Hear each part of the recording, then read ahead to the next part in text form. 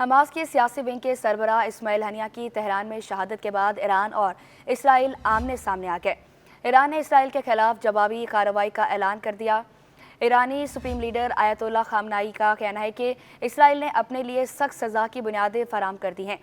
اسلامی جمہوریہ ایران کی سرزمین میں شہید ہونے والوں کے لیے انصاف کی تلاش کو ہم اپنا فرض سمجھتے ہیں۔ نو منتخب ایرانی صدر مسعود پیزشکیان نے بھی اپنے رد عمل میں کہا کہ دہشت گردوں کو اسماعیل ہنیہ کے قاتل کے بزدلانہ اقدام پر پچھتاوا ہوگا، اپنی علاقائی سالمیت اور وقار کا دفاع کریں گے۔ ایرانی صدر مسعود پیزشکیان کا کہنا تھا کہ کل ان کا فاتحہ ہاتھ اٹھا اور آج مجھے ان کا جنازہ اپنے کندھوں پر اٹھانا ہے۔ ایران اپنے غم اور خوشی کے ساتھ ہی بیت المقدس کے شہید کی شہادت پر بھی غمگین ہے۔ مسعود پیزشکیان کا کہنا تھا کہ شہادت خدا کے بندوں کا فن ہے۔ ایران اور فلسطین کی دو قبل فخر اقوام کا رشتہ پہلے سے زیادہ مضبوط ہوگا اور مزاحمت اور مظلوموں کے دفاع کا راستہ پہلے سے زیادہ مضبوط ہوگا۔ دوسری جانب ترجمان ایرانی وزارت خارجہ کا کہنا ہے کہ اسماعیل ہنیہ کی شہادت سے ایران، فلسطینی قوم اور مزاحمتی تنظیموں کا رشتہ مزید مضبوط ہوگا۔ ایران اور فلسطین کے گہرے اور اٹوٹ رشتے کو تقویت ملے گی۔ ایرانی رد عمل کے بعد امریکہ بھی اسرائیل کی حمایت میں میدان میں آ گیا۔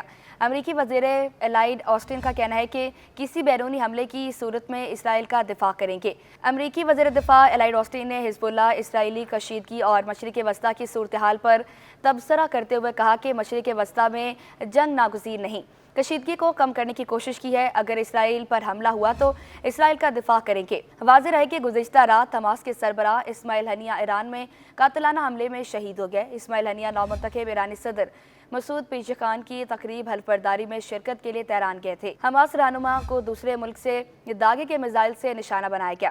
تفصیلات کے مطابق ایرانی میڈیا نے حماس رہنما اسماعیل ہنیہ پر حملے کی تفصیلات بتاتے ہوئے کہا کہ حماس رہنما کو شمالی تہران میں رات 2 بجے میزائل حملے میں نشانہ بنایا گیا۔ ایرانی میڈیا کا کہنا تھا کہ اسماعیل ہنیہ تہران میں سابق فوجیوں کے خصوصی ہیڈ کوارٹر میں مقیم تھے۔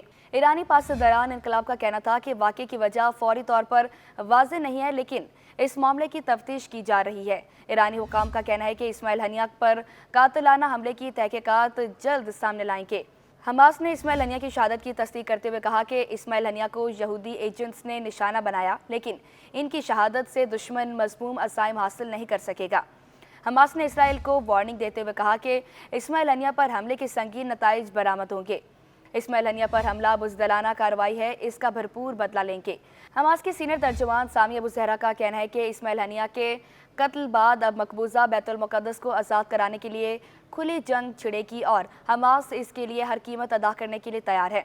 یاد رہے کہ 7 اکتوبر 2023 میں شروع ہونے والی حماس اسرائیل جنگ میں اسماعیل ہنیہ کے 3 بیٹے اور 4 پوتے پوتیاں بھی 10 اپریل 2024 کو غزہ کی پٹی پر عید کے دن ہونے والے ایک اسرائیلی فضائی حملے میں شہید ہو گئے تھے۔ حماس سے منسلک میڈیا کے مطابق اسماعیل ہنیہ کے بیٹے ایک گاڑی میں سفر کر رہے تھے جب غزہ کی پٹی میں الشاطی کیمپ کے قریب انہیں نشانہ بنایا گیا تھا۔